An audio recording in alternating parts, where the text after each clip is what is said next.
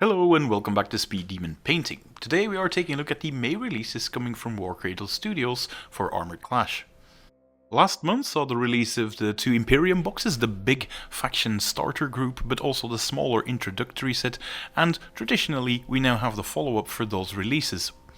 In addition, as the blog post title suggests, they are also getting their aircraft released this month. That brings the total up to 4 releases. First we have the Seager Armoured Regiment, which is basically the Colossus, along with some armoured sprues. The Armoured Regiment separately, where you can sort of expand your units if you buy those, but also the Imperium Infantry Regiment, that allows you to expand it as well. This game works with sort of a system where you can reinforce a unit once or twice, depending on the game size, and these box sets allow you to do that. And then of course the hot new release for them this month, the Interceptor fighter, which the artwork is depicted of here in the bottom right corner. The original 4 aircraft were released 2 months ago, and I actually have a review up on the channel for those as well, so definitely check out that video if you haven't yet. But yeah, this is the 5th one coming into that series, the Interceptor, and yeah, I do love the design of them. These models are completely made out of resin and of a very high quality. They're not quite comparable to the fine cast stuff you once got at Games Workshop. This is a different beast altogether, and yep, they were very nice to put together and also quite easy to clean up, and I expect this version to be pretty much the same.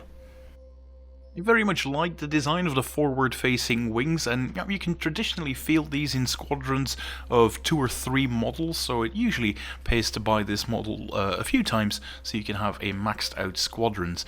We're still waiting on the Orbat, the Beta Orbat for the Imperium, but if they're like any of the other factions, you can usually get at least 2 of them in your force regardless of the sort of size you're playing at. 3 will be reserved for the big battles or the medium battles because, well, they have been reinforceable in all other Orbats, so I expect this is the same deal.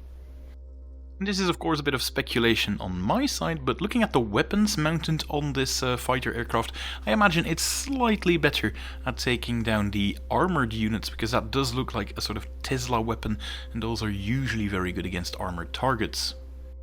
The second release is the Seager Armoured Regiment. Now the Seager is their larger robot, their big stompy bot. That comes in 2 different variants, and with this we can also see what is actually included on the armor regiments that we'll be taking a closer look at as well. You can make quite a few variants of all these different tank units, and also the trike bikes, the ones with the side carts. So yeah, this is quite nice to see. The actual Vitruvian Colossus can be made in 2 variants, the Seager as seen here with sort of the electro cannon arm, but you can also build it as the Faust Vitruvian Colossus, which logically comes with a big fist on one side to sort of pick up tanks and throw them about apparently. In addition to these Colossi, you're also getting 2 sprues for the Armoured Regiment, and yeah, you can make 3 different variants for the main battle tank, the first one being the Sturmpanzer battle tank. The next one is the Sturmpanzer Zeruten siege tank, which comes with this different cannon at the top, and from the look of it, it does seem like it doesn't have the anti-air turret that we can see on the Sturmpanzer battle tank as well, so I'm guessing this variant will actually have an aerial attack profile that you're sort of giving up if you're swapping to the Sturmpanzer Zeruten siege tank.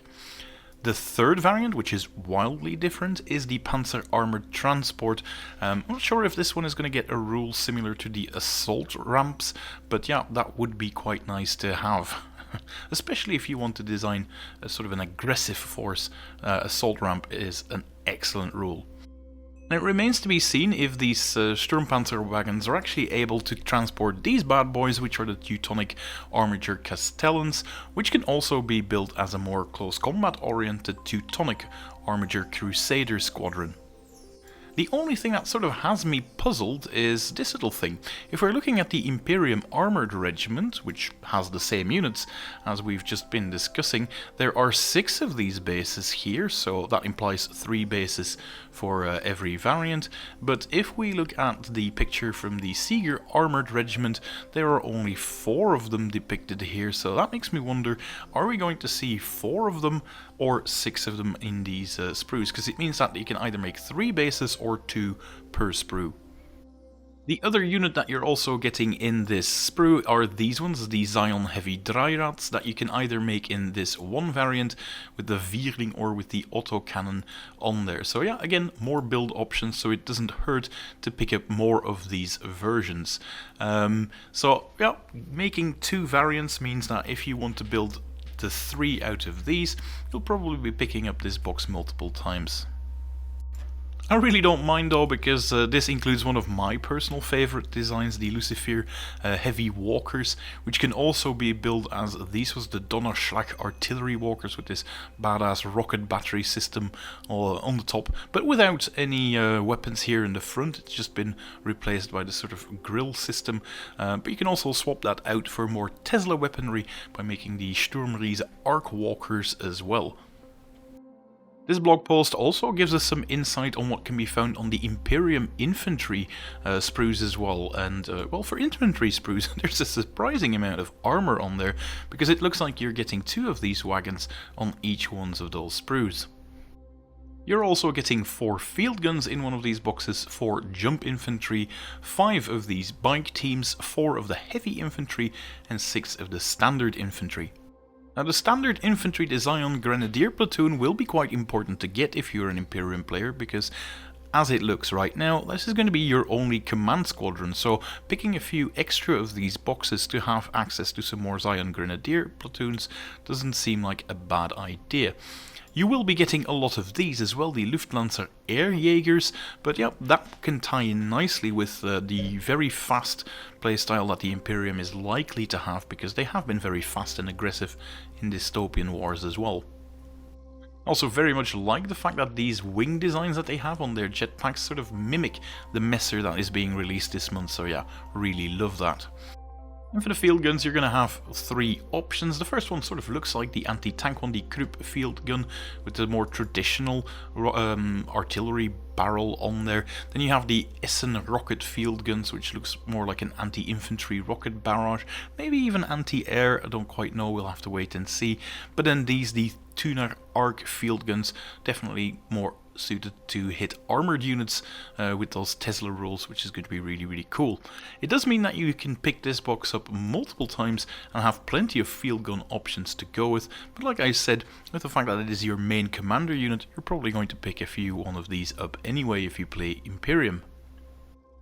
Yeah, they will be quite zippy, because you're also getting the Totenkopf Jaeger Cavalry, in addition to the Zion Vierling Heavy Infantry. It remains to be seen if they are bulky and you can fit multiple ones in these Panzerwagens, or if they are just as easy to transport as your regular troops, which means you'll have plenty of Sturmwagen transports to spare to make your whole fleet, your whole army, mechanized.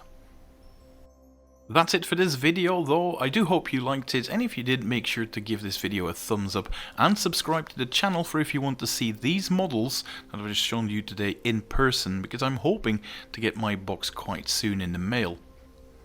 I've got a review copy that Warcradle Studios was kind enough to send to me, but I've also ordered an additional faction starter set, and I plan on getting 2 additional Seager armoured regiments as well, along with 3 of the Messer Interceptors to really go for a heavy armoured force to just lay siege to my opponent. Should be good. I do hope to see you in the next video. Until then, bye.